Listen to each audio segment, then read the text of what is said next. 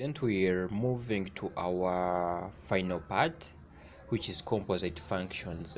So a composite function is simply a function that is composed or constituted of many functions. You bring functions and then fuse them together. For example, if I'm given that maybe g of x is equal to x squared, and I'm also given that h of x is equal to x plus 1, and then they want me to compose maybe h g x to find that is the composition hg of x. I want to fuse these two guys together. So what would it mean? It means in the function of h, you bring me g of x as a single value of x. It means in the function of h, you bring in g of x, which is x squared, as a single value of x. So I come here, and then wherever I have x, I put there x squared, such that I'm going to have this as simply x squared plus 1, such that assume still I had been asked to find gh of x. If I'm asked to find gh of x in the function of g, I'm taking there h of x as a single value of x. Either I have this g and then I have h of x.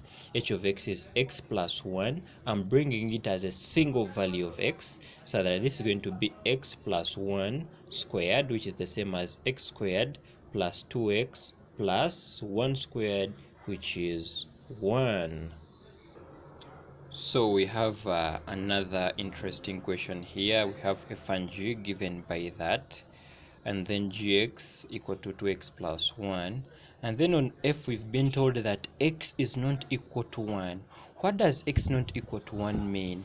If x is equal to 1, it means our function will be meaningless or undefined, because if I equate the denominator to 0, then I get x is equal to 1, where this function is not defined or meaningless. So you can chill that, and then we go to our solution part. So for part A, we have there the f of g. So this is the same as the f of g of x.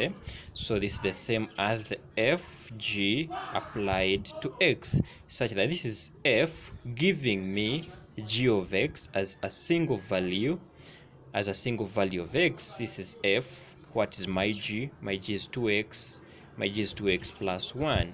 It means in the function of f, I'll bring in g of x as a single value of x. So I have this as 8 divided by a 2x plus 1 as a single value here, and then minus 1, such that this is going to be an 8 out of a 2x, which goes to, this guy goes to a 4 out of x, as simple as that. Let me apply some economics here, and I bisect this guy such that we do our part B here.